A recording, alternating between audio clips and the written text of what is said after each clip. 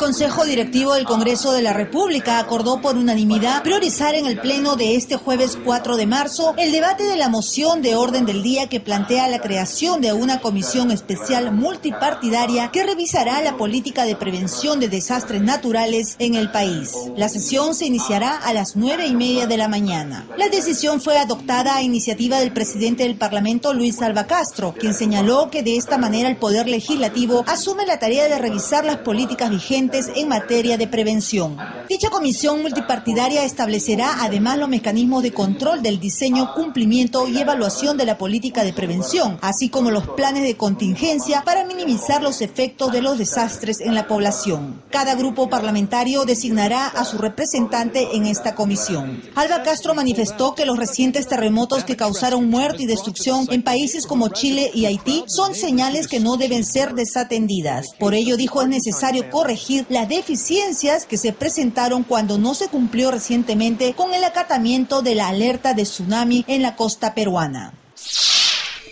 La Comisión de Constitución y Reglamento aprobó una reforma en la elección del Contralor General de la República. Para tal efecto, modificó el artículo 82 de la Constitución Política, el cual establece que dicho funcionario será designado por el Congreso con el voto aprobatorio de 2/3 del número legal de sus miembros por 7 años. También puede ser removido por el Parlamento por falta grave. Se deroga el decreto de urgencia 047, que significa también una mordaza para la Contraloría, porque no puede emitir opinión sobre los temas de fondo, a pesar que la ley la faculta, no lo está haciendo. Entonces, estos son graves temas, no solamente por el tema de transparencia, sino por el tema de garantizar que los recursos públicos no sean mal utilizados y además no se preste precisamente después a más problemas de corrupción, porque si no hay un control previo, un control transparente, un control de la legalidad, tendremos a futuro más denuncias de corrupción. Entre los motivos expuestos se señala que la designación del Contralor debe corresponder al Pleno del Congreso como resultado del consenso entre las agrupaciones políticas respecto de las cualidades profesionales y personales de quien sea elegido para ocupar un cargo de tanta responsabilidad. Al inicio de la sesión se aprobó el proyecto de opinión consultiva referido al término del mandato del titular de la Defensoría del Pueblo. El documento, que no tiene carácter vinculante, precisa que finalizado el periodo para el que fue designado, el defensor del pueblo debe continuar sus funciones hasta que asuma el cargo su sucesor. Ello permitirá garantizar la continuidad en el desarrollo de las labores de la institución como órgano tutelar de los derechos de las personas. Hay que darse cuenta que aquí no hay ninguna connotación peligrosa. ¿Por qué? Porque la Defensoría del Pueblo es solo una magistratura de persuasión, es una magistratura opinante, no tiene jurisdicción, no tiene coercibilidad, de tal manera que si no hubo una diligencia del Parlamento, de las autoridades competentes para elegir al sucesor, puede prorrogarse sine die esa situación sin ningún riesgo. En el caso del Tribunal Constitucional, su ley orgánica es la que establece que en tanto no sea cubierta la vacante una vez producido el cese del titular, este titular continúa en funciones. En consecuencia, allí hay ley específica, cosa que no ocurre en la ley del Ministerio del Defensor del Pueblo. De otro lado, pasó a un cuarto intermedio la propuesta de una ley para regular el derecho de reunión en plazas y vías públicas. A la cuestión esta del permiso de las 24 horas, en caso de que uno no lo ha hecho con anticipación debida. Yo acá había notado, por ejemplo, ¿qué pasa, señora presidenta? ¿Hay algún anuncio público?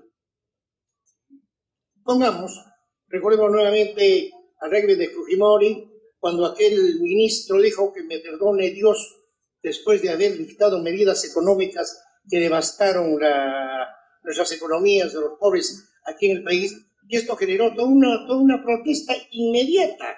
No podemos legislar, a eso me refiero yo, en función de quién está gobernando, y además estas funciones, lo sabemos los políticos que hemos solicitado o hemos comunicado por el derecho a reunión en diversos regímenes, desde los más duros hasta los más flexibles. Y siempre ha sido más bien un motivo justamente de confrontación, pero democrática, el poder defender nuestros derechos a la reunión. Entonces yo no creo que aquí uno siquiera pueda estar pensando en menoscabar ese derecho, sino simplemente ver cómo lo hacemos convivir con el derecho de los demás, que está regulado en la propia Constitución. Finalmente se acordó tratar en una sesión extraordinaria los proyectos sobre la ley del derecho a la consulta a los pueblos indígenas. La Comisión de Defensa Nacional acordó solicitar al Ministerio de Economía y Finanzas información sobre el pedido del Instituto Geofísico del Perú para que se adquiera un equipo de pronóstico de tsunamis y sismos avaluados en 3 millones de soles. De ser necesario, invitará a la titular del sector, Mercedes Araoz, para que priorice la autorización de ese pedido. Estamos requiriendo a las otras entidades competentes en estas políticas que deben haber de prevención. Inclusive le vamos a hacer la sugestión concretamente al presidente del Consejo de Ministros, que tiene que articular todo este tipo de políticas. Fue luego de escuchar la exposición del director ejecutivo del referido instituto, Hernando Tavera, quien advirtió que debido al avance de la placa de Nazca y del continente, se producirán sismos de igual o mayor intensidad en la región. Por esa razón, dijo que se requiere de una red sísmica satelital que permita, con una antelación de 10 a 15 minutos, avisar a la población sobre un desastre natural. Toda esta comisión va a hacer lo posible y lo imposible para conseguir que usted tenga todo su sistema de trabajo implementado. Varios miembros de la comisión coincidieron en señalar que urge monitorear los sistemas de prevención de desastres que tiene nuestro país, así como la infraestructura y logística. En otros países del mundo, la investigación científica tiene el más alto valor. Aquí no lo tenemos así, no pensamos que mandar gente a estudiar afuera al extranjero es un gasto, y no es un gasto, es una extraordinaria inversión. En otro momento se acordó consultar al Ejecutivo la posibilidad de hacer extensivo el bono militar policial al personal en retiro, así como a altos mandos y especialistas de esos sectores, siempre que los fondos destinados para tal fin no afecten a los ministerios. En la estación de pedidos se decidió enviar un oficio al sector interior sobre la situación precaria con que operan varias comisarías a nivel nacional, tras los informes presentados por las parlamentarias Luisa Cuculiza y Nancy Obregón.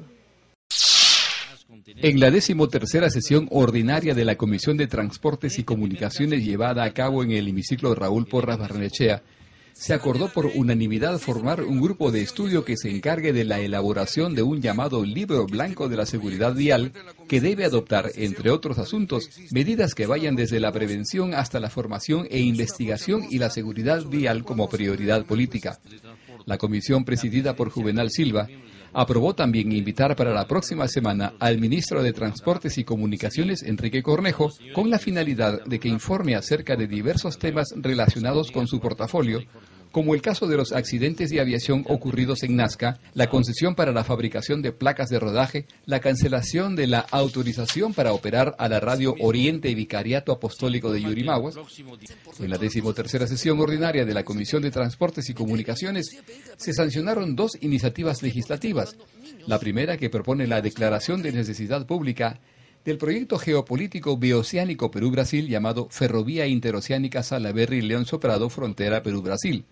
La propuesta señala que la preparación de los estudios técnicos, la construcción de la obra, la operación y el mantenimiento del proyecto, así como los gastos que ocasionen la adquisición y o apropiación de los predios necesarios para la ejecución de las obras, serán asumidos íntegramente por los inversionistas privados que resulten favorecidos con el otorgamiento de dicha concesión sin necesidad de ningún cofinanciamiento por parte del Estado. El otro proyecto aprobado por unanimidad propone modificar la ley que crea el Sistema Nacional de Inspecciones Técnicas Vehiculares para dar prioridad a los vehículos de transporte urbano de pasajeros, transporte interprovincial de carga, así como los de transporte escolar y taxis. Para el caso de los vehículos de transporte escolar, se señala que las inspecciones técnicas deberán realizarse antes del inicio del año escolar. Asimismo, los integrantes de la comisión acordaron trasladarse a la ciudad de Cusco para inspeccionar la ejecución de obras de rehabilitación de la infraestructura vial afectada por los desastres naturales ocurridos en esa zona. En la reunión también se acordó incorporar como miembros del Consejo Consultivo de la Comisión a los especialistas Máximo Charapaqui Poma, representante por el Perú en temas de seguridad vial y accidentes de tránsito en el programa internacional Oppenheimer, y a Luis Alberto Martel Agusti, consultor privado.